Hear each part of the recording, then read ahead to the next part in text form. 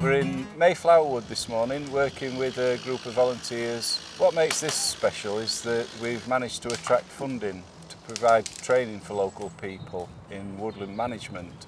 The training's being provided by the British Trust for Conservation Volunteers, national charity for voluntary conservation. What we're hoping to do through the training is to establish our own British Trust for Conservation Volunteers group to work to manage the woodland. So basically anyone that you see with a white hat this morning is a local volunteer that has come forward to help us to meet that aim.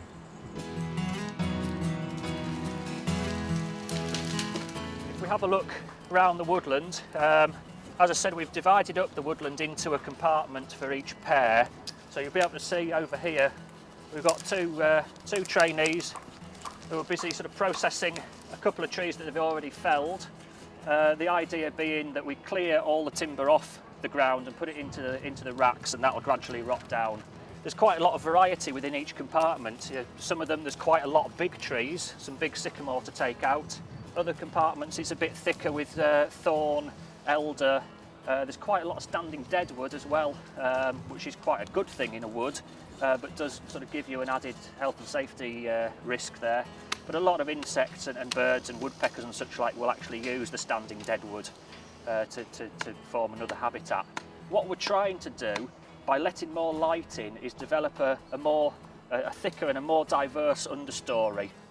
So we hopefully should get some bushes growing up to sort of 4 or 5 foot, and actually more diversity on the floor itself. So possibly some bulbs and some woodland species, potentially things like aconites, celandines, maybe even bluebells if we're lucky. And just basically improve the diversity from floor, from ground right up to the tree canopy.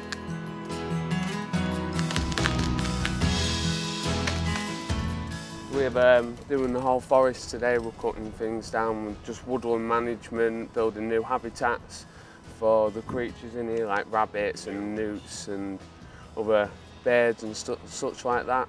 We wanted to do it really because we are sat at home doing nothing, and it just gets us out of the house, gets us doing something, and well, it makes you feel not like a bum really on the dole. So when he's coming out chopping down trees. The course for me, I wasn't really too sure what to expect. I say I've done the volunteering before, but this is completely different.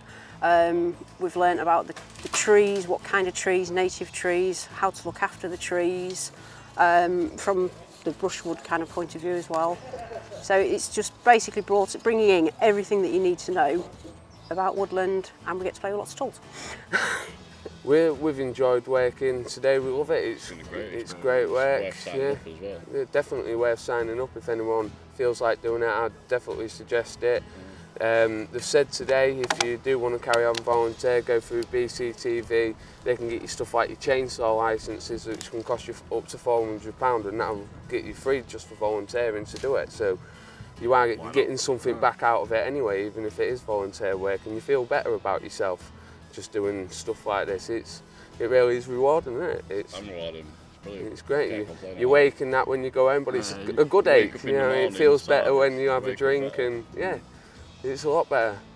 Really enjoyed it. Wake up happy. Yes.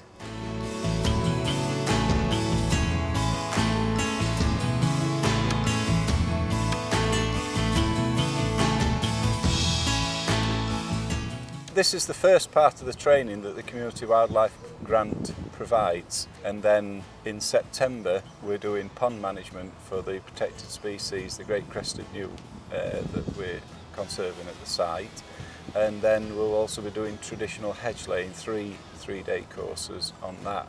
So for anybody that is interested at all in helping out, look out for those courses being advertised later in the year. But in the meantime, in the very near future, we will be organising the community meetings in Immingham where people can come along and get involved, because as well as the training, if we can get the group established, we'll also be able to do weekend activities with volunteers with the money from the Community Wildlife Grant, the Big Lottery Fund, providing the tools and the insurance for that. So the group will be able to become independent by the end of the funding.